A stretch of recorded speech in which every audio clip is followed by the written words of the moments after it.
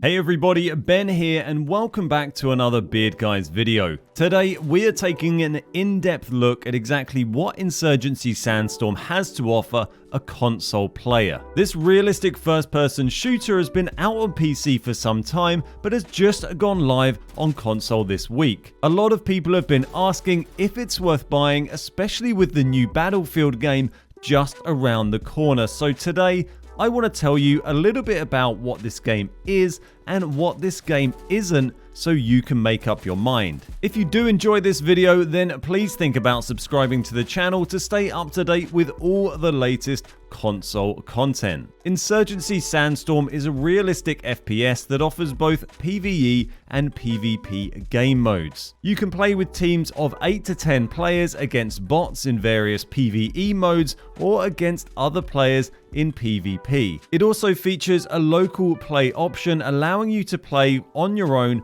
with a small team of bots against other bots that you can use to practice to your heart's content. It's not really a great game overall for the solo player. The local play is good for practicing, but you'll soon get bored if that's all you're gonna play. This game is all about teamwork and tactics, and even the PvE mode is best played using voice comms and working with your teammates to take down the enemy. It's an unforgiving, realistic shooter where more often than not, it will only take 1 or 2 bullets for you to be dropped. It's not a run and gun game like COD or Battlefield. Your accuracy gets punished for jumping, for sliding, for taking suppressing fire, and it has much more of a feel of something like Operation Flashpoint or maybe Ghost Recon than it does to anything else. It's the kind of game where you need to check your corners, you need to hold angles, learn the firing lines on the different maps, and take your time to play it tactically and smartly. I've not really learned any of those skills in my 2 days of playing it, but I am slowly learning that sprinting headlong into buildings is a pretty quick way to get killed. The game works nicely on a controller, and I would say recoil feels quite similar or maybe a touch less than PUBG does on console. It doesn't have aim assist, but by default it does have an aim slowdown effect enabled in your settings. This will slow down your aim near enemies, but not actually lock onto them at all. Personally, I disabled this right away as I'm very used to playing PUBG on console with no aim assist at all, and this setting really threw me off, but you might find that it helps you out a bit. I'm still tweaking my settings to get them dialed in perfectly, but it hasn't seemed too hard to get them to a manageable state after only a couple of days of gameplay. There's a variety of different game modes for PvE and PvP, ranging in length of time from 10 to 25-30 minutes for a round. These include taking and defending checkpoints, blowing up enemy caches, and it also has a wave defense style mode that you can play in PvE.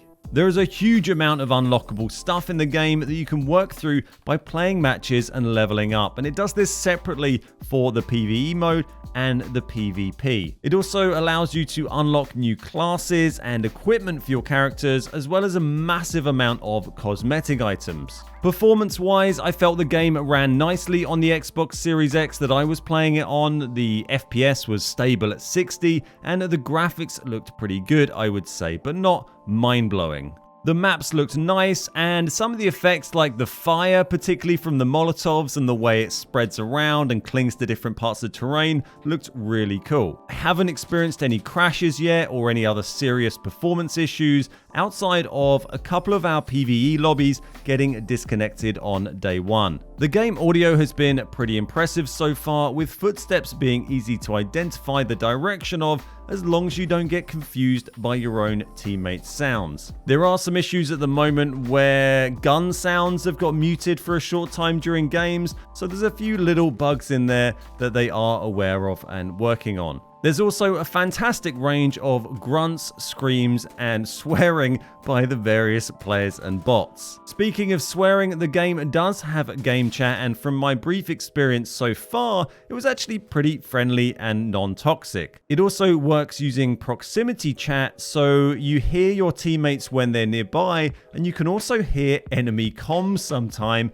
when they are nearby, which I think a lot of people haven't yet realized. It's got a decent amount of maps on it. I've yet to play through all of them, but there seems to be a nice mix of open and enclosed spaces, as well as a lot of verticality on all of the different maps. The tutorial does a pretty good job of breaking you in gently, and there's also a shooting range which allows you to try out all the guns and kit, or you can just play on the local play mode that I mentioned earlier, which has everything unlocked in it, so you can play that to try and get yourself up to speed. There's also a huge library of videos in the tutorial section you can watch that tell you all about the tons of different game mechanics in the game. So that's the basics of what Sandstorm has to offer, and hopefully that gives you some idea of what kind of game it is and whether you might like to buy it. With Battlefield just around the corner, many people may wish to hold off, but I do think it offers a very different experience to what Battlefield will provide, as well as something quite different to PUBG, Warzone, or whatever else you're currently sick to death of playing. If you like a nice realistic shooter and you've got a few spare quid, then it could be a fun thing for you to have a crack at for a little while, and I certainly enjoyed playing it over the last couple of days and will definitely be playing some more. There is also Hell Let Loose coming out soon, so do keep that in mind before you go and spend your hard-earned cash or pocket money if you think you might prefer a World War II style shooter. I'll be putting out videos covering that as well and streaming it over on Twitch, so make sure you sub if you want to see those first. So thanks very much for watching today. I hope you found the video useful, and I will see you next time.